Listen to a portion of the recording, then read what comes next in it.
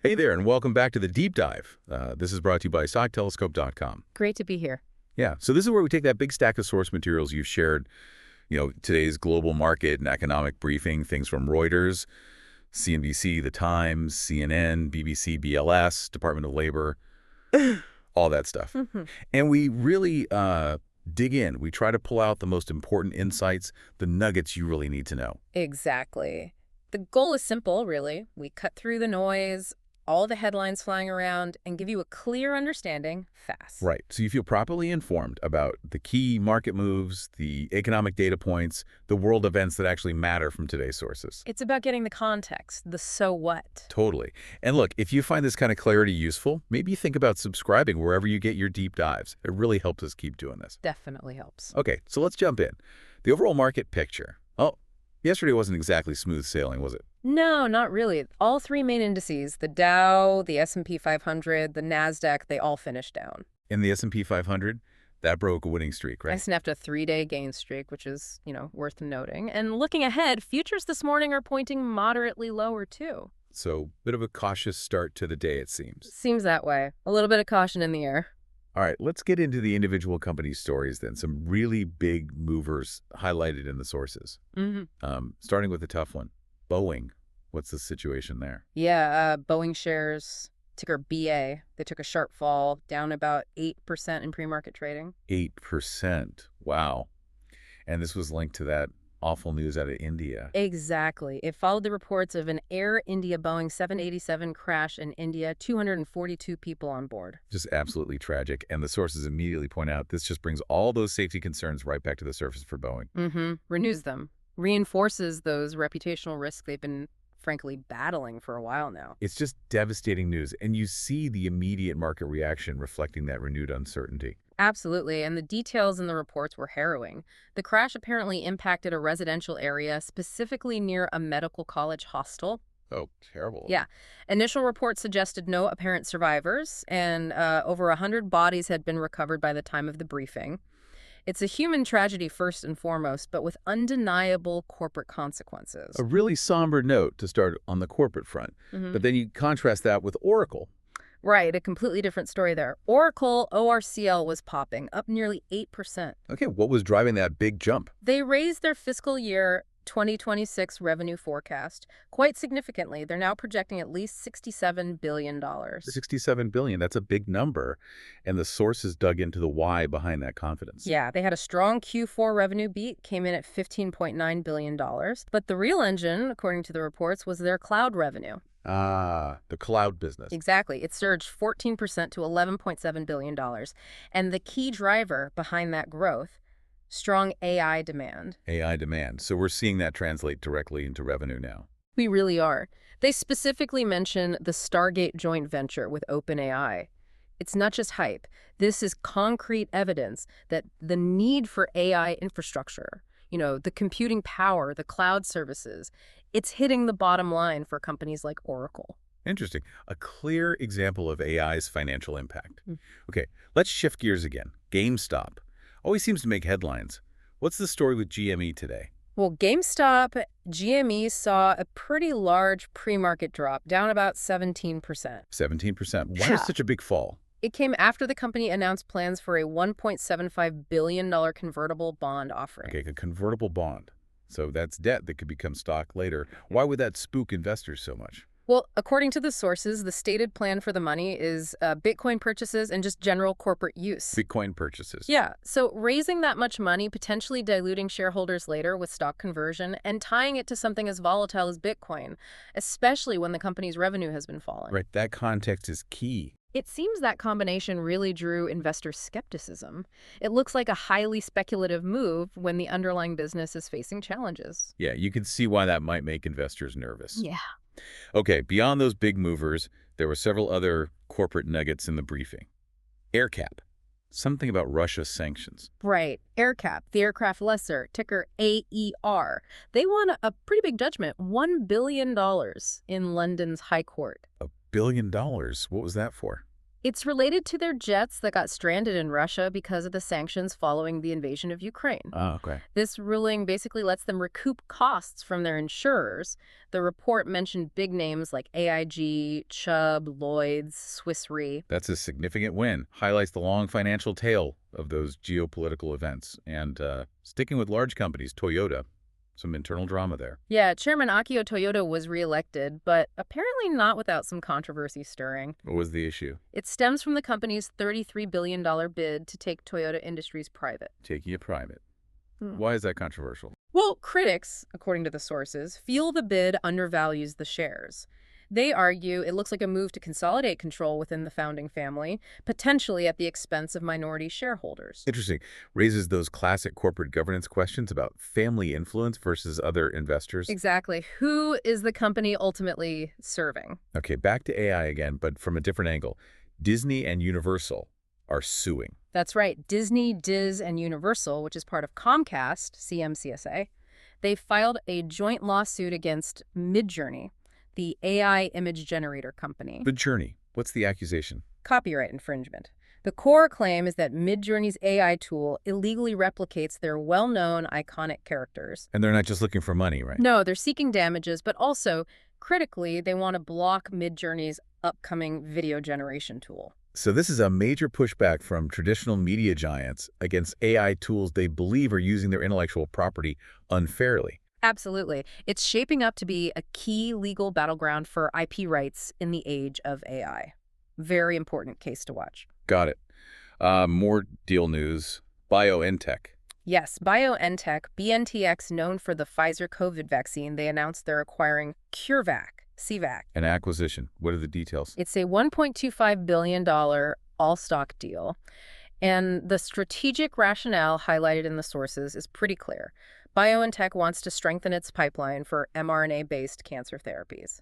Leveraging that mRNA tech beyond vaccines into oncology. Yeah. Makes sense. Exactly. A big focus for them. Okay, and Meta was also in the legal spotlight. Yeah, a couple of things for Meta. First, they filed their own lawsuit against an app developer called Crush AI. What was that about? Meta alleges this app created AI-generated non-consensual nude images and then actually used Facebook and Instagram ads to promote it. That's incredibly disturbing. Yeah. And a huge moderation challenge. Definitely. Shows the dark side of this tech and the difficulty platforms face. Mm-hmm. And then separately, as sources noted, Meta is also facing pressure from, I think it was 42 state attorneys general. Wow, 42 AGs.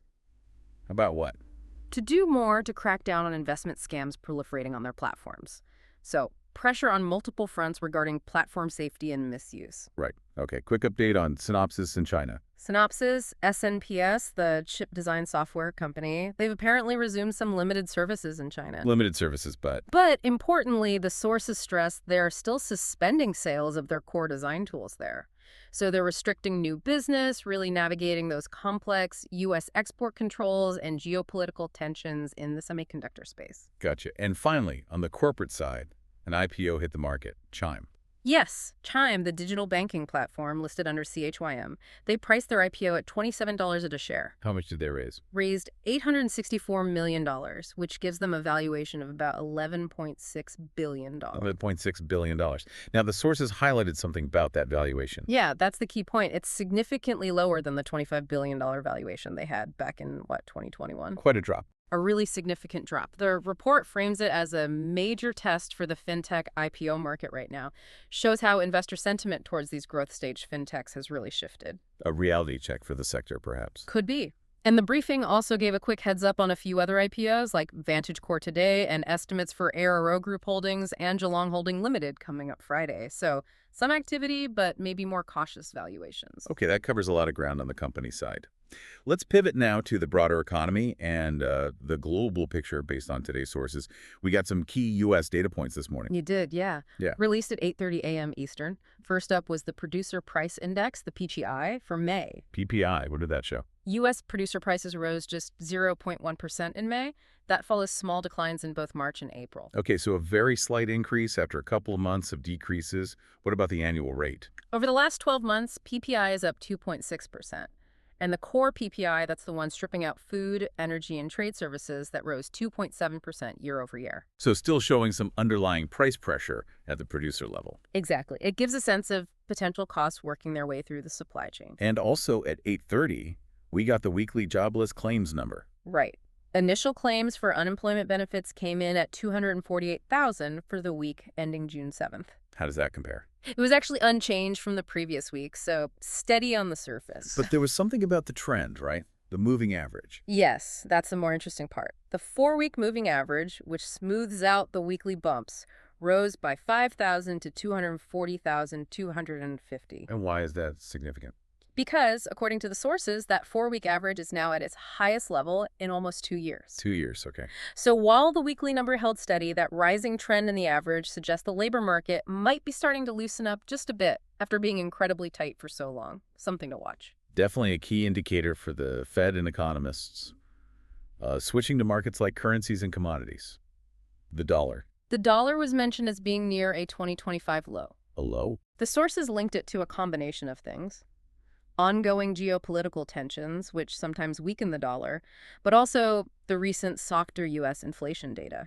The idea being, if inflation is cooling, maybe the Fed won't need to keep rates as high for as long. Exactly, which can make the dollar less attractive relative to other currencies. And in that same vein, gold, often that safe haven asset, was holding steady around $3,350 an ounce. Makes sense. And oil prices, they were moving this morning. Yeah, oil prices were down about 2% earlier. WTI futures were around $66.77, Brent near $68.42. Down, even with Middle East tensions. Right, it's interesting. The sources noted traders are weighing those potential geopolitical risks, but the price moves suggest maybe concerns about global demand or perhaps inventory levels are outweighing the risk premium today.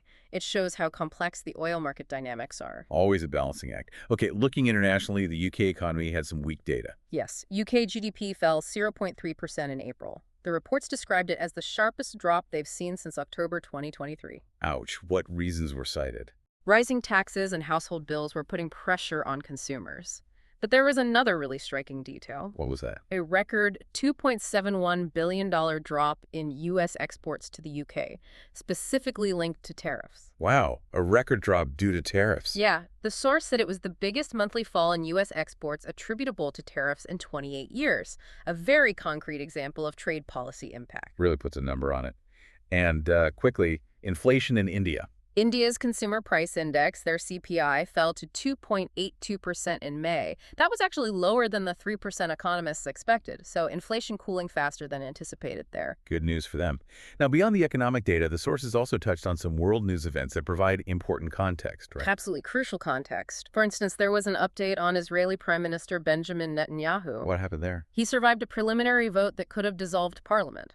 But, the source added, there are signs of internal rifts in his governing coalition, suggesting his political hold might be weakening. Political instability in a very sensitive region. Exactly. And directly related to tensions in that region, another piece of news was the U.S. ordering a partial evacuation of its embassy in Iraq. An embassy evacuation. Why? According to the source, it was prompted by fears of an imminent Israeli strike on Iran. Okay, that really underscores the heightened geopolitical risk environment we were talking about earlier with oil and the dollar. These aren't abstract threats.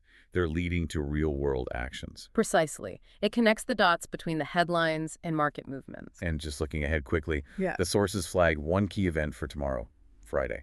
Yeah, keep an eye out for the preliminary reading of the University of Michigan Consumer Sentiment Index. Right, always a closely watched measure of how consumers are feeling. Because consumer confidence directly influences spending, which is, the biggest driver of the U.S. economy. Okay, so we've covered a huge amount today, really unpacking these sources.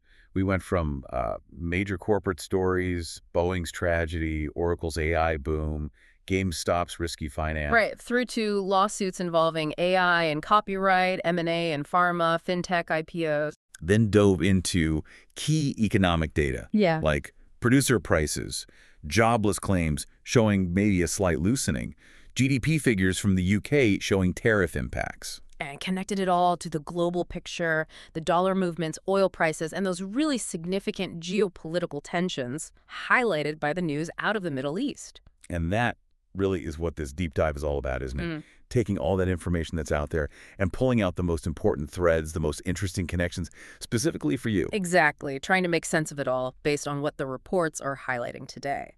So as we wrap up, here's something to think about, building on everything we've discussed. Hmm. How do you see these major forces intersecting right now? You've got the rapid advancement of AI leading to both huge growth like Oracle's and major legal fights like Disney's. You have shifts in global trade and supply chains, clear from things like the UK tariff impact, the AerCap ruling, the Synopsys China situation. And then you layer on top these persistent geopolitical uncertainties, particularly in the Middle East. How do those specific forces, AI, trade shifts, geopolitics, weave together to shape the investment climate and, frankly, the everyday economy that you experience?